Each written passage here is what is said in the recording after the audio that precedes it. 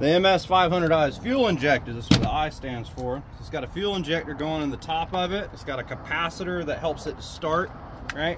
So if you pull it one time, the capacitor is engaged and it stores a charge to allow that spark plug to fire that coil. And if I prime it with fuel first, it starts up. That's why I use a fuel injected chainsaw instead of a carburetor. Carburetor has issues with flooding out when it's good and hot and been running for a while. And I find that if you use a heavier oil mixture with a fuel injected saw like this, it can take more abuse, higher RPMs, it can go at a higher rev for longer. And the only downside to it is you'll lean out your spark plug, you'll go through more fuel that way, and you'll create hot spots on the cylinder walls. But with over 4,700 hours on the other chainsaw over there, and 300 on this one, I say run heavier on oil and replace nothing but a spark plug instead of the rest of it. So going forward, we're going to take our 500i, we're going to open her up here. You see oil is always on the left, mixed gas is always on the right. We have 40 parts gasoline to 1 part oil here.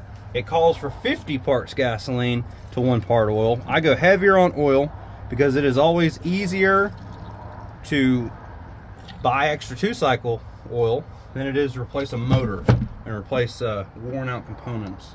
So heavy on your oil.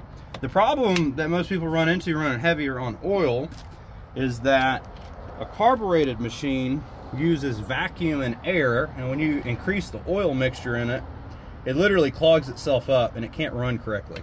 So this only really applies to fuel injected in my experience. Otherwise, you're just running into more problems. So now let's talk about chains. So chains require a tool. This is for breaking your nuts loose. This right here is for tightening the bar and moving it forward to make that chain tighter. So the way this works, if you don't have this on your saw, well then you don't have a saw. You have a piece of Chinese garbage that they have sold you as a piece of crap.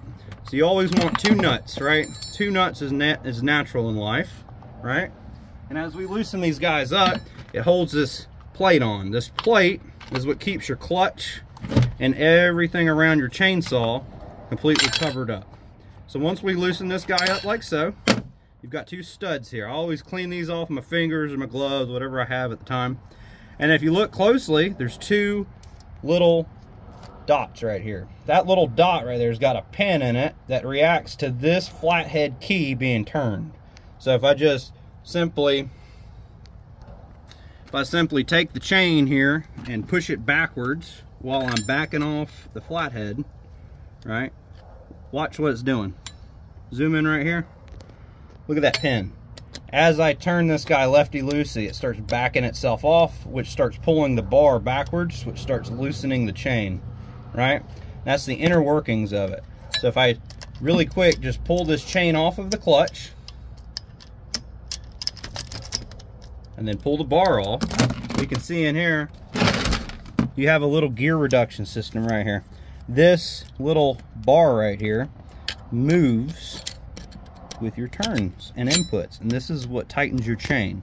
Now if you try to do this without the nuts being loose first, you will strip this out every time. And this right here is about $130 to replace. Ask me how I know, because hiring people that don't know sucks. That's why I'm doing this video series. We're going to teach people how to use a chainsaw. So you want to back that guy out all the way lefty-loosey. Usually you want to clean anything, any of this dust and dirt and debris. It does matter. What I like to use is called B12 Chem Tool. It's the best carbureted cleaner, right? And this kind of stuff right here cleans out all that gook. It actually has enough acidic content in it to get down there and break the oil loose, which is what you're fighting most of the time, on top of sap, turpentine, and tree sap. So if you don't spray this clean every other time that you use it, it will gum up the gears and ruin it.